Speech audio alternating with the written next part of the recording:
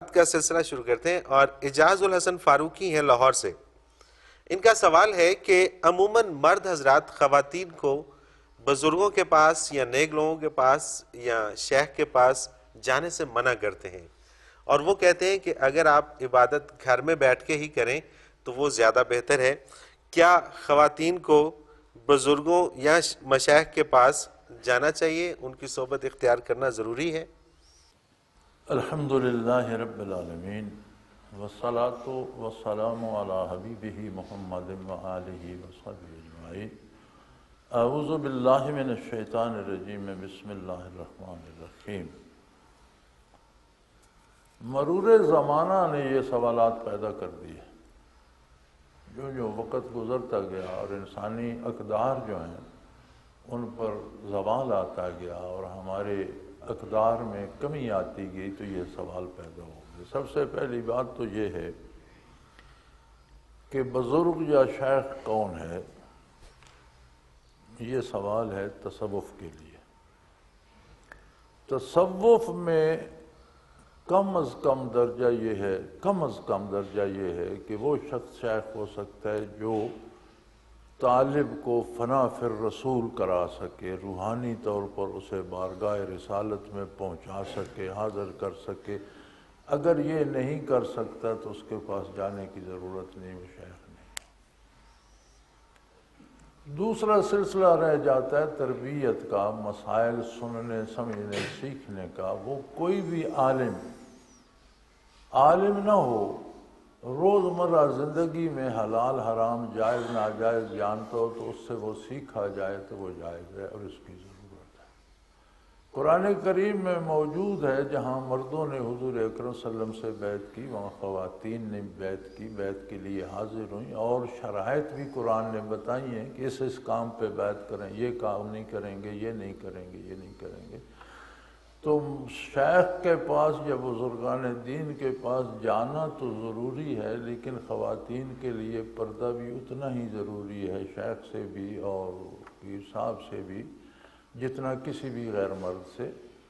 پردہ ہونا چاہیے، پردے میں تربیت ہونی چاہیے، ان تک بات پہنچے، آواز پہنچے، ان تک برکات پہنچیں، اور شرعی جو حدود ہیں ان کا لحاظ رکھا جائے. تو چونکہ اب ہمارے ہاں اصل تو کمیاب ہو گئی ہے، میں نایاب تو نہیں کہوں گا لیکن بہت کمیاب ہو گئی ہے، اور لوگوں نے حلیے بنا لی ہیں، پگڑی باندھ لی، اوپر ایک چادر کر لی، اوپر ایک چوغا پہن لیا، اور وہ حلیے بنا کر لوگوں کو شرینیاں جمع کرتے رہے، پیسے جمع کرتے رہے. تو وہاں کوئی فائدہ نہیں ہوتا جب تک یہ تحقیق نہ ہو کہ شیخ واقعی شیخ ہے تو انہیں جانے کی ضرورت نہیں. اور اگر یہ معلوم ہو کہ شیخ واقعی شیخ ہے تو پھر جانا ضروری ہے، ضرور پھر ضرور جانا چاہیے. کیونکہ آخرت میں جواب دہی میں مرد عورت کا کوئی فرق نہیں. مرد کی جواب دہی اس کی ذمہ داریوں کی ہوگی، خاتون کی جواب دہی اس کی ذمہ داریوں.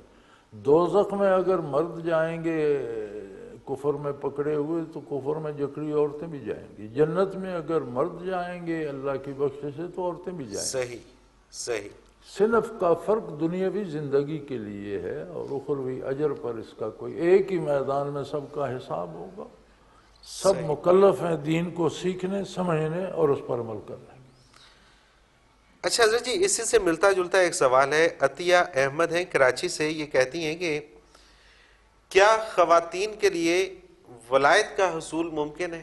بالکل ممکن ہے، جب صحابی بن سکتی ہیں. ولایت کی انتہا یہ ہے کہ جہاں ولایت ختم ہوتی ہے وہاں سے تبع تابعین کا درجہ شروع ہوتا ہے. کوئی ولی کتنی بھی ترقی کرے وہ تبع تابعی نہیں بن سکتا. تبع تابعین کی منزل جہاں ختم ہوتی ہے وہاں سے تابعین، تابعیت جہاں ختم ہوتی ہے وہاں سے صحابیت.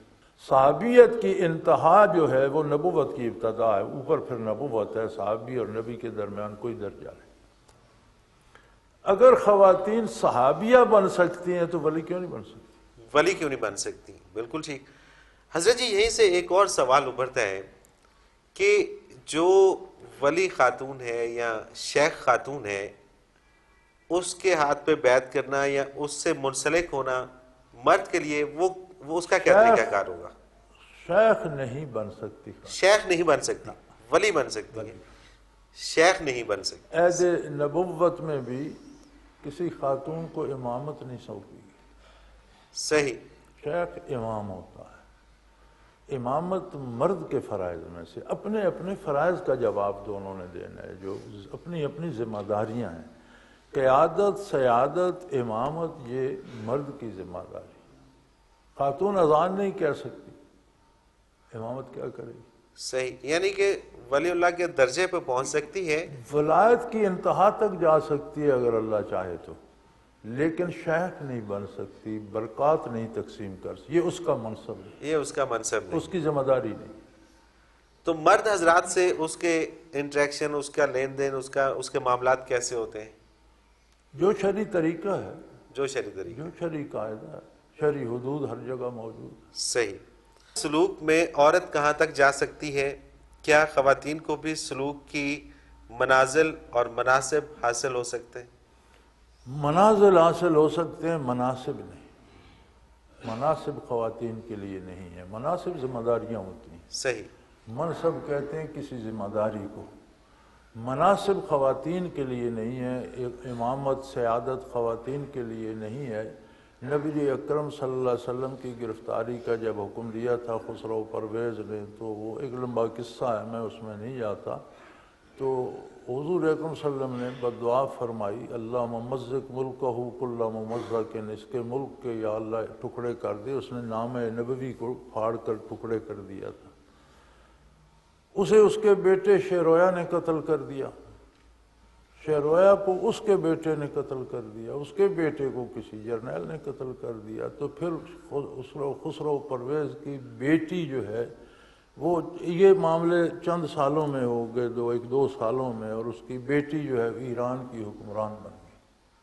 تو نبی صلی اللہ علیہ وسلم کی بارگاہ میں عرض کی گئی کہ خسرو کا خاندان تو قتل ہو کر ختم ہو گیا، خود بھی قتل ہو گیا پرویز، اور اس کا خاندان بھی تباہ ہو گیا۔ یہ پرویز بڑا دشمن تھا نبی کریم صلی اللہ علیہ وسلم۔ آج کل تو ہم ہر گھر میں ایک پرویز موجود ہے، مجھے سمجھ نہیں آتی لوگوں نے یہ نام اتنا پیارا کیوں رکھا ہوا۔ تو پرویز کی بیٹی حکمران بنی، تو حضور نے فرمایا کہ وہ قوم کبھی فلاح نہیں پا سکتی جس کی حکمران خاتون۔ صحیح، صحیح۔ تو حکمرانی یا حکومت یا عہدہ یا منصب یہ مردوں کا حصہ ہے، خواتین کا نہیں۔ ولایت کی انتہا تک عورت جا سکتی ہے، منصب نہیں پا سکتی، شیخ نہیں بن سکتی، شیخ نہیں بن سکتی، منصب نہیں پا سکتی، اور اعلیٰ درجے تک جا سکتی ہے، انتہا لیکن تک جا سکتی۔ صحیح۔ حضرت جی ایک اور سوال ہے، دانش بدر ہیں کراچی سے، یہ لکھتی ہیں کہ جس طرح مردوں کو جسمانی طور پر قوی بنایا گیا ہے، کیا اسی طرح سے اختلاف ایک مرد اور عورت کی روح میں بھی ہے؟ کیا مرد کی روح زیادہ طاقتور ہے عورت کی نسبت؟ نہیں، ارواح میں کوئی فرق نہیں ہے۔ آپ دیکھیں قرآن کریم میں آتا ہے کہ وہ نومولودہ بچیاں جو عرب میں رواج تھا وہ دفن کر دیتے تھے، تو قرآن کریم اذا الموءودۃ سئلت، جب اس زندہ گاڑی گئی بچی سے سوال کیا جائے گا، بے یہ ذنب قتلت، تمہارا کیا جرم تھا، اس نے تمہیں کیوں قتل کیا؟ اس کا مطلب ہے کہ وہ جو نومولود بچی تھی روح اس کی بھی بالغ تھی، بدن بالغ ہونے میں وقت لیتا ہے۔ روح مرد کی بھی اتنی مضبوط ہے، خاتون کی بھی، اس بچی کی بھی اتنی مضبوط تھی کہ میدان حشر میں تو وہ بات کر رہی ہے کہ یا اللہ مجھے اس نے قتل کیا، میرا کوئی گناہ نہیں تھا، میں تو ابھی دنیا میں آئی نہیں تھی، میرا وجود بالکل معصوم تھا، میں تو گناہ کر ہی نہیں سکتی تھی، کرنا میں نے کیا تھا۔ اس کا مطلب ہے کہ روح تو اس کی بھی بالغ ہوگی جو جواب دے گی، جو بات بتائے گی۔ تو روح بنیادی طور پر مرد کی بھی جتنی مضبوط ہے، خاتون کی بھی اتنی مضبوط ہے۔ جتنے منازل مرد حاصل کر سکتا ہے سلوک کے، اتنی عورت بھی کر سکتی ہے۔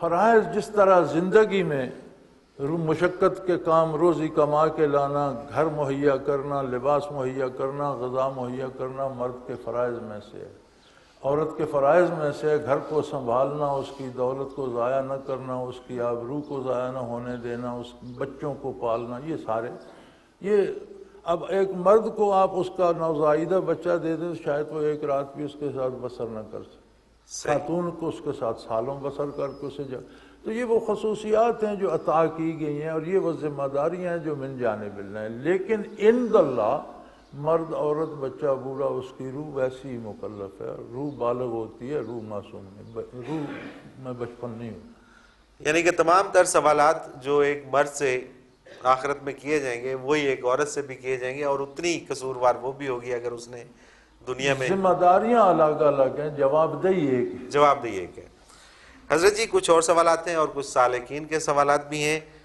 لیکن وقت ہوا چاہتا ہے ایک وقفے کا۔ ناظرین محترم، ایک مختصر سا بریک اور اس کے بعد حاضر ہوتے ہیں، ہمارے ساتھ رہیے۔